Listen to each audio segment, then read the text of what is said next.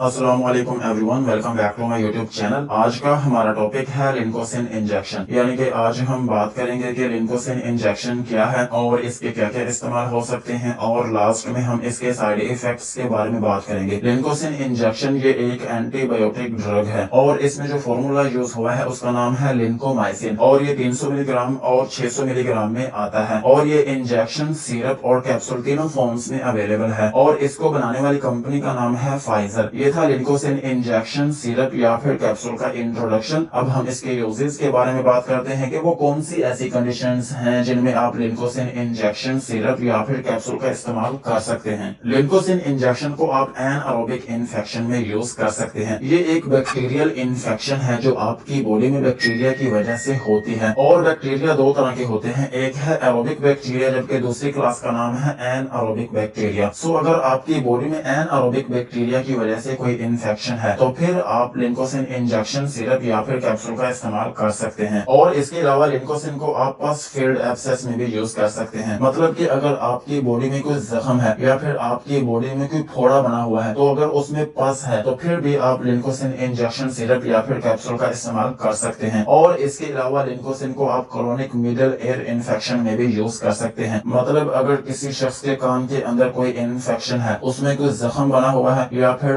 उसमें कोई इचिंग होती है या फिर उसमें फ्लूइड है, मतलब कि उसमें पस बनी हुई है, उसमें रेशा है, या फिर आपके कान के अंदर कोई स्वेलिंग है या फिर उसमें जख्म है, तो फिर भी आप लिंकोसिन इंजेक्शन, सिरप या फिर कैप्सूल का इस्तेमाल कर सकते हैं। और इसके अलावा लिंकोसिन को आप कोलाइटिस में भी यूज कर सकते हैं। अगर किसी शख्स की बड़ी आंत में इन्फेक्शन है या फिर उसमें स्वेलिंग है या फिर वो दुखती है तो फिर भी आप लिंकोसिन का इस्तेमाल कर सकते हैं। और इसके अलावा लिंकोसिन को आप इम्पिटिगो में भी यूज कर सकते हैं। ये आपकी स्किन की एक इन्फेक्शन है जो कि आपके बाजू में हो सकती है या फिर आपकी टांगों में हो सकती है या फिर आपके चेहरे पर हो सकती है, मतलब किसी भी जगह ये आपके स्किन पर हो सकती है। और ये हाईली कॉन्टेजियस है, मतलब अगर किसी एक शख्स को है तो दूसरे में भी इजीली ट्रांसफर हो सकती है। और इसमें ये होता है कि आपकी जो स्किन है उसके ऊपर रेडनेस होती है या फिर उसमें इचिंग होती है या फिर आपके स्किन के ऊपर पस बनती है, मतलब कि एक छोटा सा जख्म बनता है और फिर उसके ऊपर एक क्रस्टी येलोइश कलर का जख्म बनता है, और आमतौर पर इसका कलर येलो होता है या फिर हनी लाइक होता है, मतलब कि जिस तरह का कलर शहद का होता है सेम इसी तरह आपके जख्म के ऊपर का कलर भी यही होगा। मतलब यूं कहने के आपकी स्किन के ऊपर जो एक जख्म बनता है और फिर उसके बाद उसके ऊपर एक खरीद सा आता है जिसका कलर येलो होता है। सो इस तरह की इन्फेक्शन में भी आप लिंकोसिन इंजेक्शन, सिरप या फिर कैप्सूल का इस्तेमाल कर सकते हैं। अगर किसी शख्स की बॉडी में फोड़े बने हुए हैं तो फिर भी आप लिंकोसिन का इस्तेमाल कर सकते हैं। और इसके अलावा लिंकोसिन को आप खारिश की सूरत में भी यूज कर सकते हैं। अगर आपके स्किन के ऊपर कोई एलर्जी है या फिर आपके स्किन के ऊपर कोई दाने बने हुए हैं या फिर आपके स्किन के ऊपर रैशेस हैं तो फिर भी आप लिंकोसिन का यूज कर सकते हैं। और इसके अलावा लिंकोसिन को आप निमोनिया में भी यूज कर सकते हैं। अगर किसी शख्स के फेफड़ों की बीमारी है, मतलब कि उसको निमोनिया है, तो फिर भी आप लिंकोसिन का यूज कर सकते हैं। और इसके अलावा अगर किसी शख्स का खुदा न खास्ता कोई एक्सीडेंट हुआ हो या फिर उसकी बॉडी में कोई टांके वगैरह लगे हों तो फिर उसके जख्म को बचाने के लिए भी आप लिंकोसिन का यूज कर सकते हैं। और इसके अलावा अगर किसी शख्स का गला खराब हो, उसके गले में पेन हो या फिर वो दुखता हो या फिर उसमें इन्फेक्शन हो या फिर वो अंदर से पका हो तो फिर भी आप लिंकोसिन का यूज कर सकते हैं। और सेम इसी तरह अगर किसी शख्स के टॉन्सिलाइटिस हो, मतलब कि उसके गले के अंदर जो टॉन्सिल्स हैं अगर उनमें इन्फ्लेमेशन हो या फिर उनमें स्वेलिंग हो या फिर वो दुखते हो या फिर उनमें इन्फेक्शन हो तो फिर भी आप लिंकोसिन का यूज कर सकते हैं। और इसके अलावा लिंकोसिन को आप ऑस्टियोमिलाइटिस में भी यूज कर सकते हैं, मतलब अगर किसी शख्स की हड्डियों में कोई इन्फेक्शन है या फिर किसी शख्स की हड्डियों में दर्द रहती है या फिर वो बहुत ज्यादा कमजोर है तो फिर भी आप लिंकोसिन का यूज कर सकते हैं। यही थे लिंकोसिन इंजेक्शन, सिरप या फिर कैप्सूल के यूजेस। अब हम इसके साइड इफेक्ट्स के बारे में बात करते हैं कि अगर आप लिंकोसिन का यूज करते हैं तो आपको क्या क्या नुकसान